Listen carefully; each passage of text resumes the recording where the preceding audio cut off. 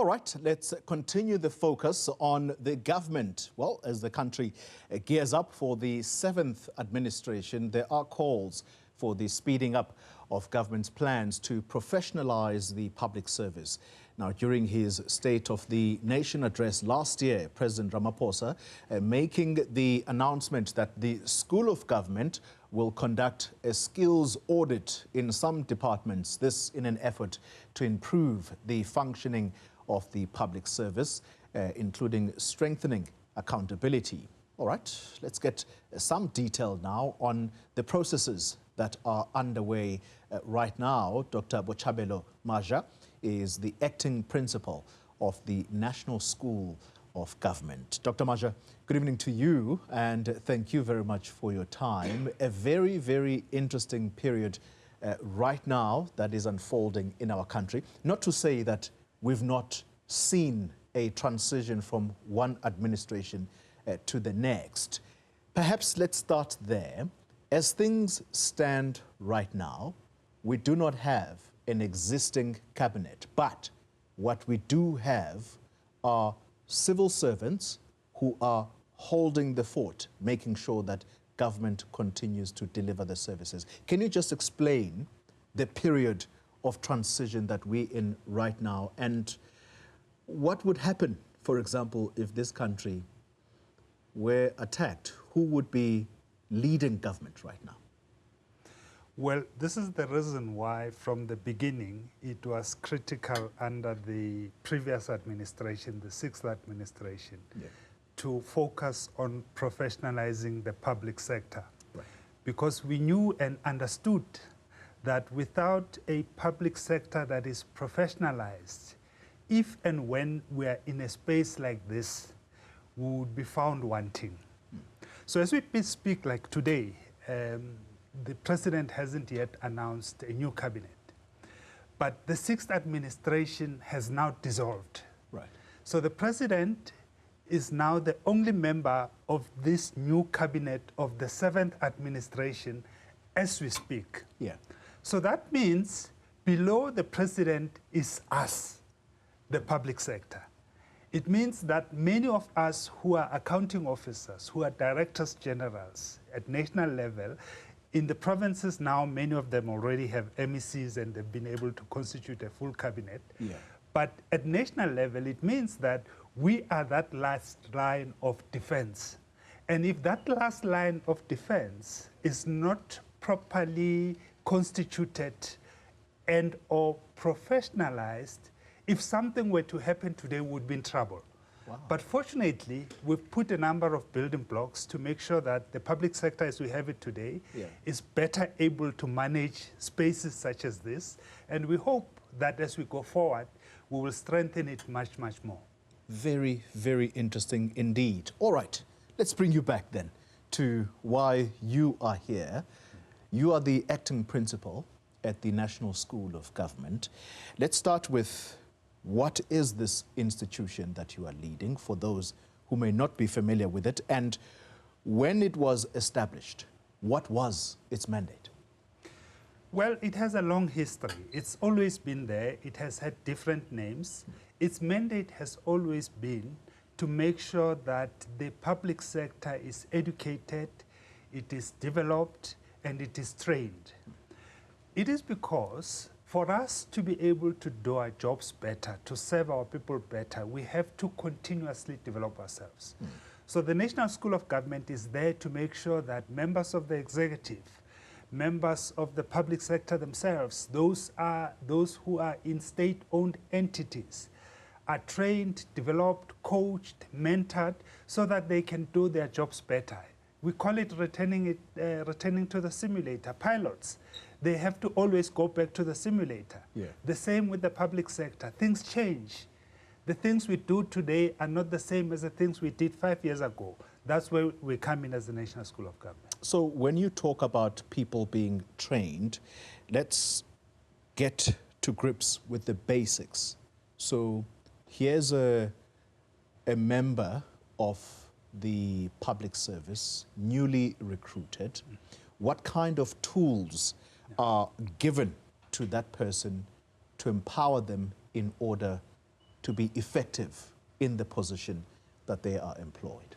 Yeah, so the one thing that we always emphasize about us, which is different from any other training institute, is that we focus on government. So you might be a finance person and you might have done an excellent job in the private sector. But finance people in the public sector do different kinds of jobs additional to just finance, because these are public funds. In the private sector, they are not dealing with public funds. Those are private funds. Yeah. And all of that comes with a number of responsibilities that arise from the Constitution, that arise from having to make sure that you serve the people first, that have to make sure that we serve our people in a manner that makes a difference in their lives. Yeah. So we focus on those kinds of areas. Know your Constitution. Don't be corrupt. Be ethical. How do you do more with less? And how do you make sure that what you do is in compliance with the Public Finance Management Act and all other prescripts that you find in the public sector? You mentioned a little earlier that there almost is an induction period. I don't know if I read you correctly. Yeah.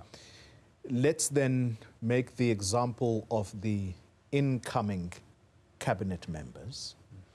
Is there some kind of induction that is held or conducted for members of cabinet in order to familiarize them with the public service space? Yes. So already, as we are in this gap period that you were talking about earlier, we have communicated with all the newly elected members of provincial legislatures. We've also communicated with directors generals in provinces, and we are also working very closely with the DG in the presidency in anticipation of national cabinet being announced. And there are three things that we are going to be doing over the next few weeks. The first is to expose these newly elected and appointed members to a number of critical training interventions that they must enroll and do online that we offer for free, such as knowing your Constitution, such as being anti-discrimination and so forth. So we're offering those free of charge to members of the legislatures, to members of various executives in provinces and nationally, and also those that come even with civil servants in the offices of the ministers and the MECs. So that's the first part. Yeah. Online programs that we would like them to enroll for and start doing at their own pace wherever they are. The second part that we are offering is the face-to-face training interventions that we would like to immediately start rolling out, including induction. In that induction, we are also dealing with issues of ethical leadership for 5 days, and we're offering dates to members of the executives on that. Economic governance, because remember, this is not just about entering into those positions. Yeah. We want to grow the economy. We want to create jobs. We want to solve the issue and the problems around poverty. So there are a number of those face-to-face interventions where we are inviting them to come to the classroom and learn. Yeah. And then the third part is around coaching and mentoring. These are executives, you know, these are senior leaders. You can't always say, go to school, go to school, go to school. A big part of what we do is to mentor and coach. So we pair them with those that have served before, that have proven capabilities and skills that can be available for them continuously to coach and mentor them as they enter into their new responsibilities. All of this, Dr. Maja, very well intentioned. As you speak right now, you almost make me wish I could go into that school just for me to understand how government works. But I want to break it down into simple, understandable concepts. And so the one that I will use here, let me use myself as an example. When I started work whilst I was in high school, so long time ago, I went into a retail sector where we were taught a very simple principle that the customer is always right. it didn't matter whether that person, you saw them doing a wrong thing.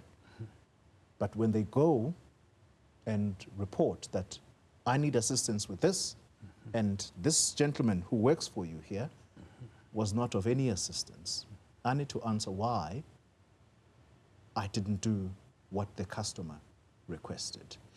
It's a very simple principle. Yes. Is there difficulty in using a similar principle within the public sector? And the reason I ask that is a very clear one, where people who work for government, especially the front-facing departments, you leave people in the queue because you must take your break at a certain time. And for me, as a member of the public who expects a service, I'm not satisfied with that kind of behavior because I need help here and now. So whilst there's someone who's taking a break, why isn't there another that is coming to replace that person? That kind of thought. Explain whether this government is getting right through your institution. So this thing that you call customer is always right in the public sector. In government, we call it Batho Pele, people first. And there are a set of principles that guide that narrative of Batho Pele. Right. Everything that you've said, you can't leave our people behind and go for lunch and not have an alternate person taking over. The way you speak to people that you serve, especially in frontline, the way you communicate, those things are there. And we teach and we train public servants on those things. Do they do it? But you see, that's where the problem starts. Now, here's the thing. There is a part about this conversation that we must deal with outside the state, outside government, as South Africans. Right.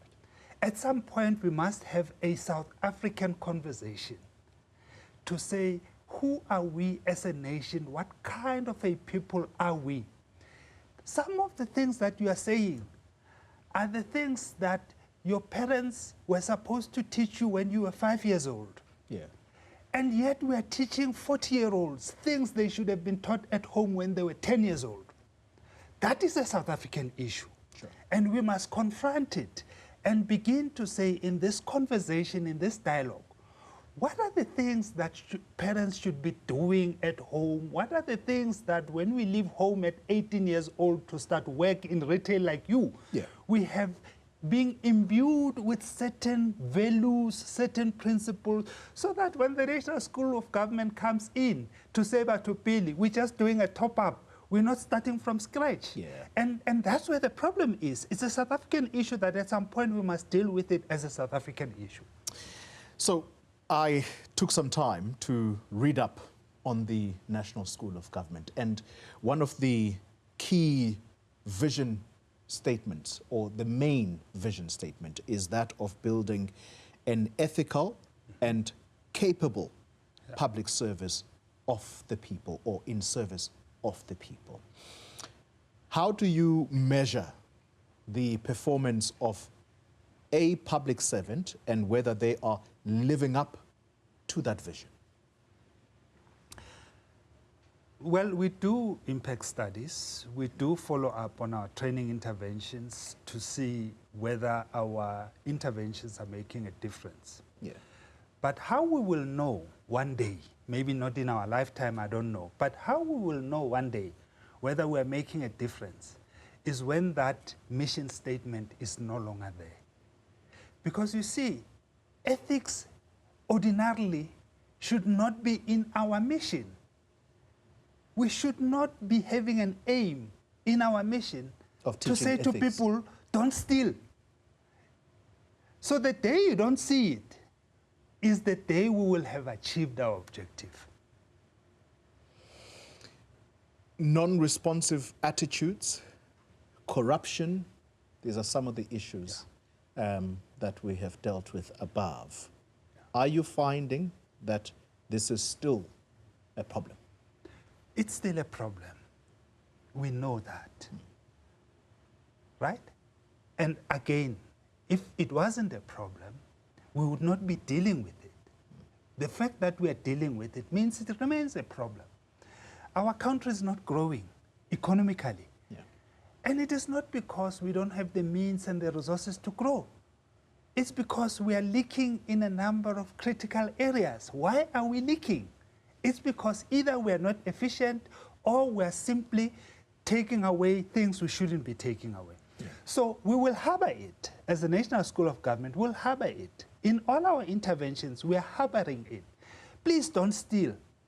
Please be ethical. Make sure that you respect the people and so forth, so that hopefully there will be some that we are able to convert over time. Yeah.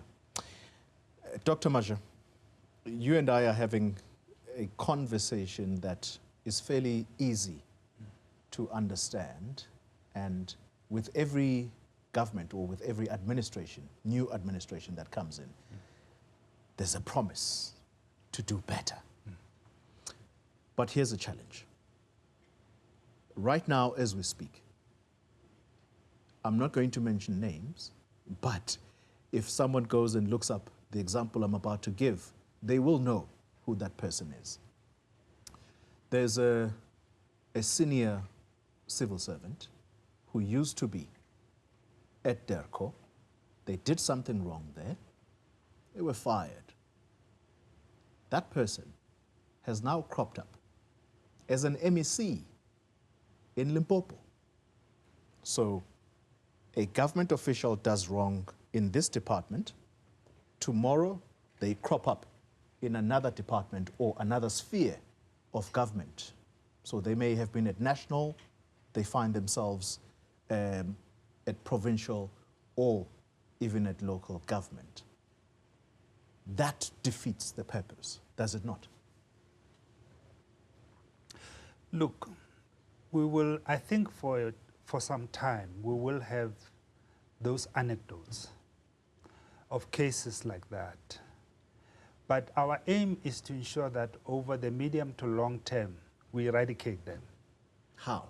Because I think this is the big challenge. You know, time and again, we talk about South Africa not running short of good policies.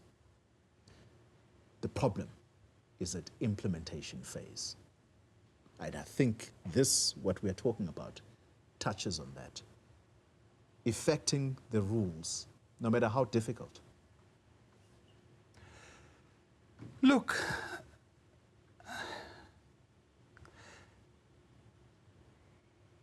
some of these issues are societal, right? Yeah.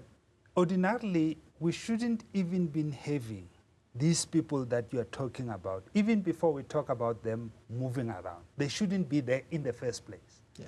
So why are they there in the first place?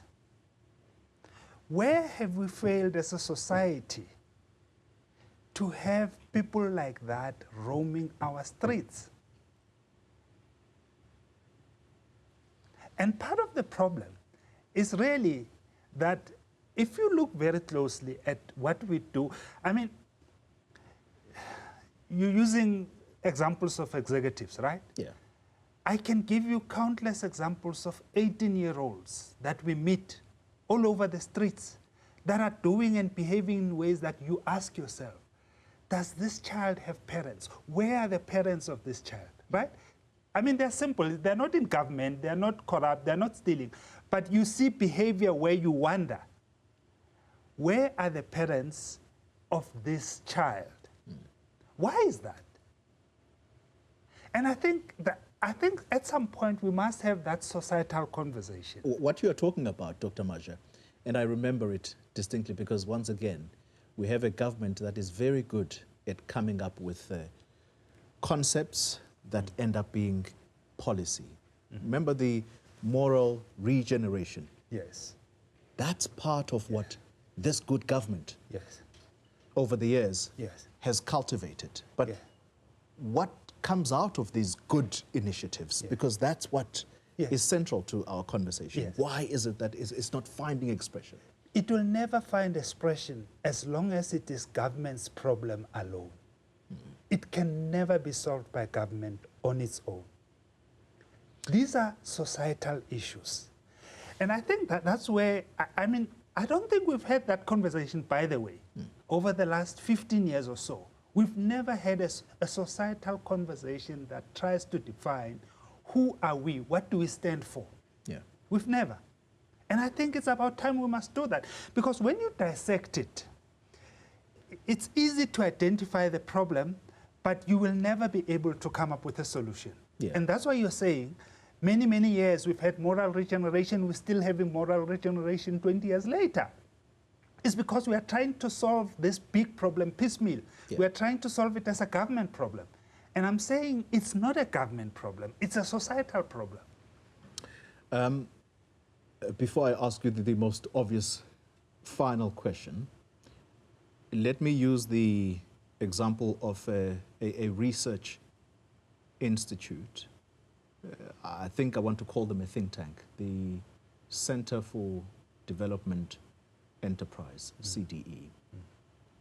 They have been doing research on how to make government function better.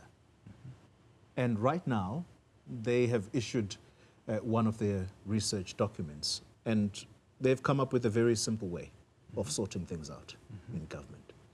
One of them is to tinker with the Labor Relations Act so that it's not difficult to get rid of bad people in the various departments. That's one example. The second one is that with departments that they consider critical, they're saying, re-interview those people. Those people must actually reapply for their jobs so that we are now sifting through exactly what we said in the introduction, doing a skills audit where you test people on their capabilities, and if you don't pass the test, unfortunately, you're out and you get a person that is fit and proper. Just those two examples. Would you agree with that kind of thinking? Well, you see, in the professionalization framework that Cabinet approved already in 2022, a great deal of those elements are there, except for the part about tinkering with the labor market. And I'll come back to why we don't deal with the issue of the labor market. I mean, maybe let me start with that one. Labor Relations Act. The Labor Relations Act. Yeah. The issue about the Labor Relations Act is very easy to identify as something that will solve a problem. But I don't think it will solve our problem. Because if you look at research that's been done with why is it difficult to get rid of bad people, right? What the CD. Why is it difficult to get rid of bad people? It's not because the Labor Relations Act does not allow it. It is because, and this is based on research done by the Development Policy Research Unit at UCT that's headed by Professor Harun Borat. What they found is that most employers do not follow processes sufficiently. So most dismissal cases are thrown out because, not because of the allegations being not strong, but because of the process. Procedure was not followed. Procedural fairness. Now, that's a very simple thing to get right. Why are we not getting procedural fairness right? So even if you change that, even if you change the Labor Relations Act, you will still have to deal with the issue of substantive fairness and so forth. So that sounds like it will be a solution, but it will not give us an immediate answer to the issue you raised. Now, coming back to the first point that you made. So the professionalization framework says one of the first things we must get right before we talk about getting rid of bad people, we must make sure we don't get bad people into the system in the first place. Don't get bad people into the system in the first place. That requires screening. Aha, and that's where the framework comes in. So already it's in the framework. We're saying they must do a pre-entry test. Before you enter government, you must write a pre-entry test. 2, you must be subjected to an integrity assessment. 3, you must be subjected to a competency assessment before you enter. So these are things we must do before we get the bad apples. We must clean them out before they enter. And that's what we are doing going forward. Yes, there are still some steps that we're doing. At the moment, for example, pre-entry exam only applies to senior managers. Going forward, it will apply to middle managers and the rest of the public sector. We are working on the integrity assessment. We're working on competency assessments. You don't want to fly on a plane that's flown by a pilot who's not competent, right? The same with the public sector. We want to make sure that those that are hired as medical practitioners, as engineers, are competent and properly qualified to do their jobs. Dr. Maja, we're out of time. Very briefly, less than a minute. What will it take to have a professional public service? People are yearning for this and have been for a long time. Quick one. I know this sounds cliché, but we have to work together. It has to be a societal endeavor. By the time adults come into the system, parents must do their jobs first. When they come into the system, we must just do top up, we must just do refresher, we must just do build up. Then as a society, we'll be going somewhere. Dr. Botshabelo Maja, I want to thank you very much for your time.